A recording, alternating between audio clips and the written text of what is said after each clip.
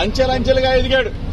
ఒక బలహీన వర్గాల వాడు, ఒక గౌడ కులస్తుడు ఎదిగితే హర్షించాల్సింది పోయి మీరు మా మీద కక్ష కట్టి మమ్మల్ని జైలు పాలు చేస్తే మీరు ఆనందం పొందుతారు. ఏంటి దుర్మార్గం? నిజంగా తప్పు చేసుంటే, నిజంగా మా కుమారుడు తప్పు చేసుంటే శిక్షించిన అదొక అందం. కానీ ఏమీ తెలియకుండా ఈ విధంగా చేయటం ధర్మం కాదు, మీకు న్యాయం కాదు. ప్రజలు చూస్తా ఉన్నారు. ప్రజాస్వామ్యవాదులారా, ఒక్కసారి